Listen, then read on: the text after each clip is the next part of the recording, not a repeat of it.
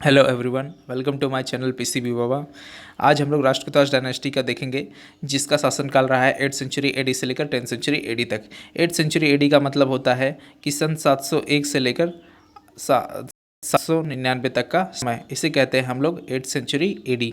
यह जो शासनकाल रहता है इसे ही कहते हैं 8th सेंचुरी। जैसे हम लोग आज 2020 में जी रहे हैं तो ये क्या है, 21 सेंचुरी है। तो इसका शासनकाल कब से कब तक, ये रहेगा 2001 से लेकर 2099 तक, इसे कहेंगे हम लोग 21 सेंचुरी। तो आप लोग समझ गए होंगे 8th सेंचुरी से लेकर 10th सेंचुरी एडी क्या है। राष्ट्रकूटास का तो शासनकाल 8th सेंचुरी एडी से लेकर 10th सेंचुरी एडी तक रहा।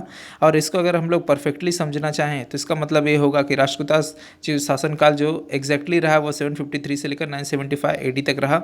और ऐसा कहा जाता है कि जो राष्ट्रकूटास थे वो नॉर्थ में जो राठौड़ वंश थे उसके ये लोग वंशज थे, और इनका मदर टंग जो था, मातृभाषा, वह थी कन्नड़ा लैंग्वेज। और जब ये डेक्कन में आए तो सबसे पहले इन्होंने क्या किया, ये बादामी चालुक्यास जो अर्ली वेस्टर्न चालुक्यास हैं उसके सामंत बन जाते हैं, जमींदार बन जाते हैं उनके। और अंत में क्या होता है, जो राष्ट्रकूटास डायनेस्टी के फाउंडर होते हैं दांती दुर्ग, वह क्या करते हैं, वह अर्ली वेस्टर्न चालुक्यास जो बादामी चालुक्यास के सामंत बने होते हैं उन्हीं को ही क्या करते हैं, साम्राज्य से हटाकर उसके पूरे साम्राज्य को यह लोग काबिज कर लेते हैं, हथिया लेते हैं।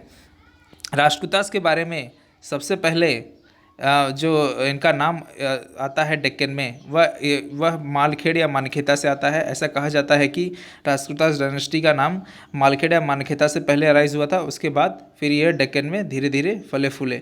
यह कहा जाता है कि राष्ट्रकूटास डायनेस्टी विष्णु और शिव की पूजा करते थे, और जब इन्होंने डेक्कन पे अपना साम्राज्य फैला लिया था तो उस वक्त यह लेन देन करते थे। और किससे करते थे, ये अरब लोगों से करते थे। अरब लोगों से ये लोग ट्रेड करते थे, लेन देन आयात निर्यात करते थे। आगे चलते हैं, राष्ट्रकूटास डायनेस्टी के बारे में सब कुछ पढ़ते हैं। राष्ट्रकूटास डायनेस्टी के बारे में क्या लिखा है कि जो राष्ट्रकूटास डायनेस्टी के फाउंडर थे उनका नाम था दांती दुर्ग। क्या नाम था, दांती दुर्ग। राष्ट्रकूटास डायनेस्टी की महानता हमें दांती दुर्ग के स्टार्टिंग से पता चलती है। जब दांती दुर्ग आते हैं तो राष्ट्रकूटास की महानता, शौर्यता बढ़ती है। यह 742 एडी में एलोरा को ऑक्यूपाई कर लेते हैं, और उसके बाद वह कीर्तिवर्मन सेकेंड जो बादामी डायनेस्टी या फिर अर्ली वेस्टर्न चालुक्य डायनेस्टी के लास्ट रूलर होते हैं, उसके ये फ्यूडल लॉर्ड जमींदार बन जाते हैं। जमींदार का काम होता है किसानों से कर लेना और राजा को देना।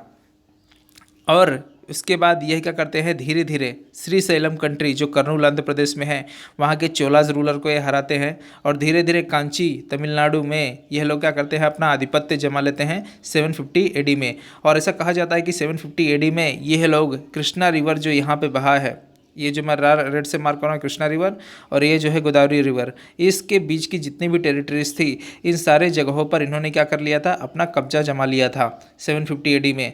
और उसके बाद इन्होंने क्या किया, इन्होंने एक वैवाहिक संबंध बना लिया। कहाँ से, कांची के राजा जो नंदी वर्मन सेकेंड पल्लव मल्ला थे उनके साथ में। इन्होंने जो दांती दुर्ग थे, इन्होंने अपनी बेटी रेवा जिनका नाम था उसे उसकी शादी करा देते हैं नंदी वर्मन सेकेंड पल्लव मल्ला से।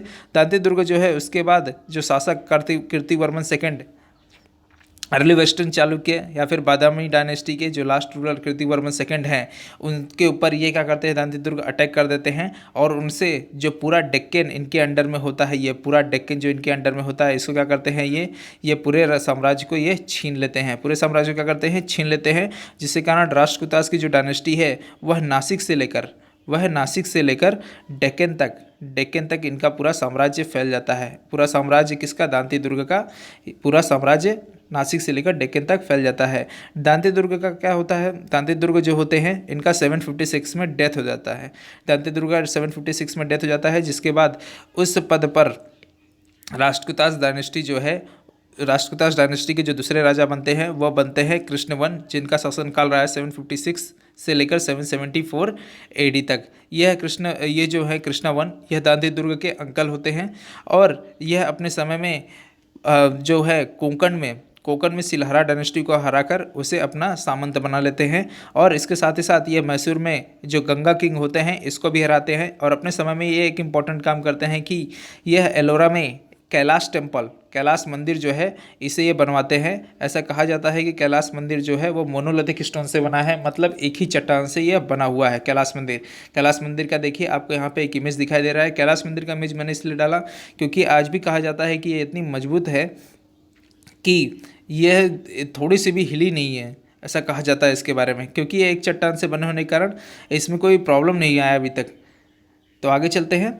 यहाँ पर आते हैं कृष्णा वन के बाद जो शासक आते हैं वह होते हैं गोविंद सेकंड। यह जो है कृष्णा वन के बेटे होते हैं। यह अपने समय में जहाँ जहाँ पर सप्रेशन हुआ रहता है, कहने का मतलब है जो दांती दुर्ग और कृष्णावन होते हैं, यह लोग ने जहाँ तक साम्राज्य फैलाया होता है, इस साम्राज्य के बीच में अगर कहीं भी बगावत होती थी, जो सामंत बगावत करते थे, अपने आप को इंडिपेंडेंट किंग या फिर स्वतंत्र राजा मान लेते थे, तो उनको क्या करते थे ये लोग, मार देते थे या फिर उसे हटा देते थे, उसकी जगह पर दूसरे सामंत को बिठा देते थे।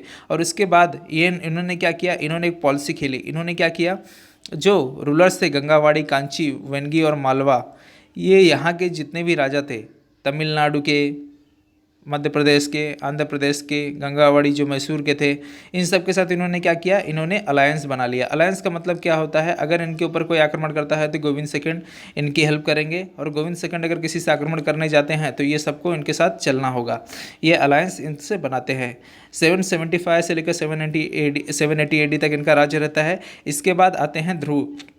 ध्रुव जो होते हैं, ये भी एक एबल रूलर होते हैं, योग्य शासक होते हैं। ये अपने समय में मालवा को जीतते हैं और कन्नौज के ऊपर ये क्या करते हैं, चक्रव्यूह बनाते हैं। क्या करते हैं, कन्नौज जो होता है जगह, उसके ऊपर ये चक्रव्यूह बनाते हैं, और चक्रव्यूह बनाने के बाद कन्नौज को अपने अंडर में कर लेते हैं, या फिर कन्नौज के राजा को हराकर उस पर अपना कब्जा जमा लेते हैं। चक्रव्यूह का मतलब होता है कि जैसे कोई नगर है, कोई नगर के चारों ओर क्या करेंगे, सैनिकों को चारों ओर से घेरवा देंगे, और वह एक बार नहीं कई टुकड़ियों में घेरवा देंगे, 1 2 3 4 टुकड़ियों में।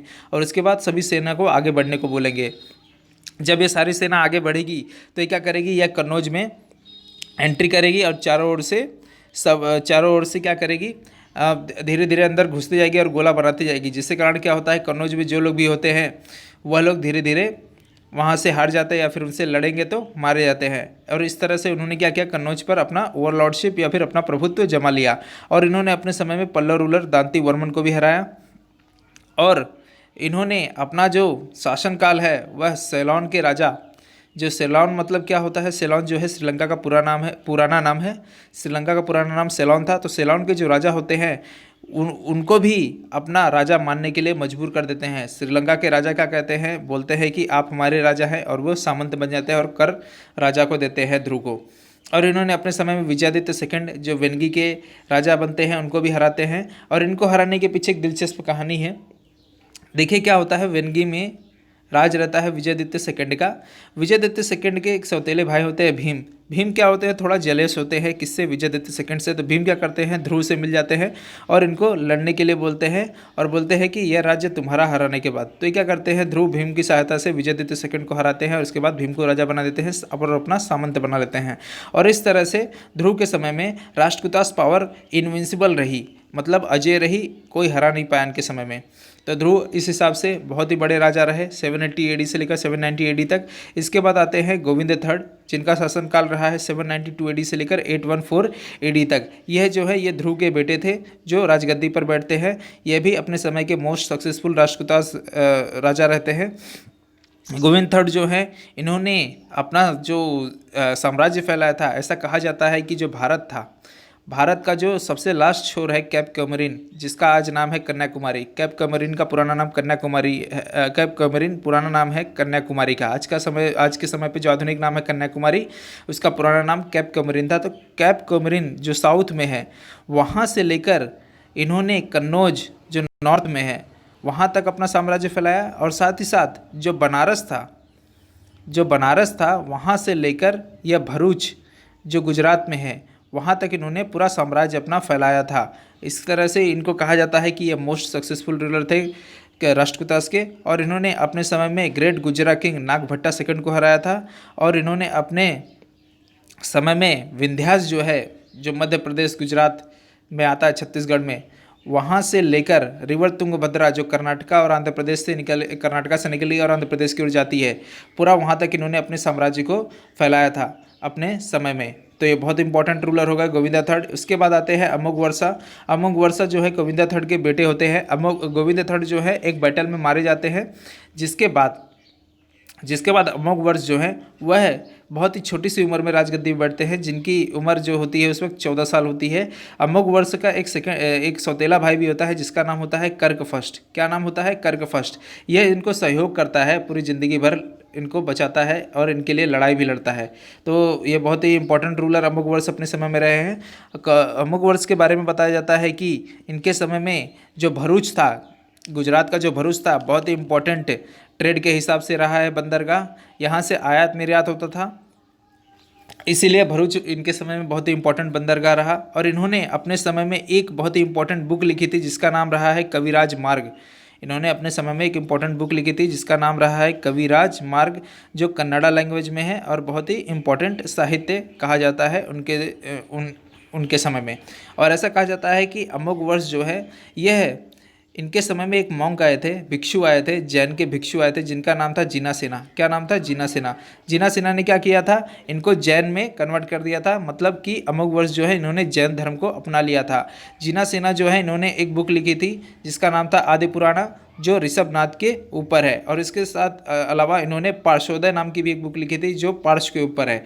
और इसके अलावा और अमोघवर्ष के समय में एक इम्पॉर्टेंट जो इनके सौतेले भाई होते हैं कर्क फर्स्ट, इनके बारे में भी बता देते हैं। इन्होंने अपने समय में लड़ाइयाँ लड़ी और इनके साम्राज्य को सुरक्षित रखा। इन्होंने लड़ाइयाँ लड़ी विजयदत्त सेकंड से जो वेंगी के थे, और गंगा रूलर राजमल्ला फर्स्ट से। यहाँ पे नीचे राजमल्ला फर्स्ट लिखा है। आगे चलते हैं। यहाँ पे देखिए जो अमोघवर्ष फर्स्ट थे 814 AD से लेकर 880 AD तक इनका शासनकाल रहा है। उसके बाद जो शासनकाल आता है वो आता है कृष्णा सेकंड का, जिसका होता है 884 AD से लेकर 914 AD तक साम्राज्यकाल। इंदिरा थर्ड का 914 से 929, गोविंद 4 930 से 935, कृष्णा थर्ड का 936 से लेकर 968 AD तक। ये जो शासनकाल है इनमें ऊपर के तीन इनका इतना इंपॉर्टेंट नहीं रहा है, लेकिन कृष्णा थर्ड जो है 936 से लेकर 968 AD, इन्होंने अपने समय में कुछ युद्ध लड़े थे जिनके बारे में जानना चाहिए। इन्होंने बैटल ऑफ तक्कोलम लड़ा था जिसमें इन्होंने चोलास को हराया था। और इन्होंने तक्कोलम जो रानीपेट तमिलनाडु में आता है इसके ऊपर कब्जा किया। तंजौर तमिलनाडु जो है वो उसके ऊपर, और रामेश्वरम तमिलनाडु में जो है, इन सारे जगहों पर ये क्या करते हैं, कब्जा अपना कर लेते हैं।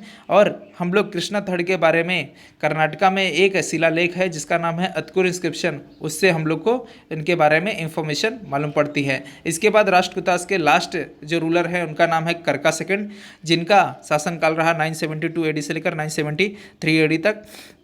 इनके समय में जो लेटर वेस्टर्न चालुक्यास के फाउंडर होते हैं जिनका नाम होता है तैलप्पा सेकंड, यह इन्हें हरा देते हैं और इनका जो पूरा साम्राज्य होता है इसके ऊपर काबिज हो जाता है फिर लेटर वेस्टर्न चालुक्यास। तो आपके लिए चालुक्य डायनेस्टी देखना इंपॉर्टेंट है।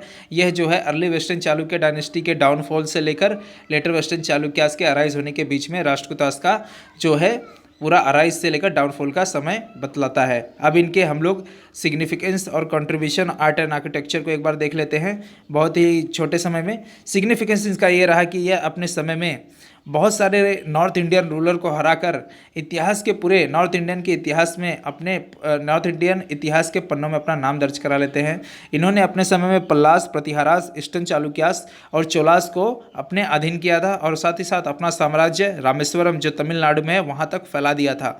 इनके समय में इंपॉर्टेंट बात यह है कि एलोरा केव जो है, यह एलोरा केव जो है चालुक्यास के समय में खुदवाना शुरू किया गया था। मेरी बात ध्यान से सुनिए, एलोरा केव चालुक्यास के समय में खुदवाना शुरू किया था, लेकिन इसको कंप्लीट किया था राष्ट्रकूटास किंग ने इसे कंप्लीट किया था। एलोरा केव में आपको हिंदू, बुद्धिज्म और जैन के देवी देवताओं के मंदिर दिखाई देंगे और साथ ही साथ यहाँ पे जो सबसे मैग्निफिशिएंट टेम्पल आपको दिखाई देगा, सबसे भव्य मंदिर, वह है कैलाशनाथ टेम्पल और यह एक ही चट्टान से बना हुआ है, इसीलिए बहुत इंपॉर्टेंट है।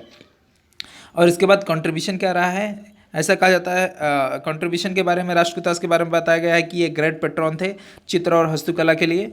कृष्णा फर्स्ट जो थे इन्होंने अपने समय में कैलाशनाथ टेम्पल बनाया और एलिफेंटा केव जो मुंबई में है वह भी कंप्लीट किया गया राष्ट्रकूटास के द्वारा। और अमोघवर्ष जो थे इन्होंने अपने समय में एक लिटरेचर लिखा जिसका नाम था कविराज मार्ग जो कन्नड़ा लैंग्वेज में है। और इनके जो टीचर थे जिनासेना, इन्होंने पार्श्वोदय नाम की बुक लिखी जो बायोग्राफी पार्स के बारे में बताती है जिसका एक और नाम है ऋषभनाथ। तो ये रहा पूरा राष्ट्रकूटास डायनेस्टी के बारे में पूरी कहानी।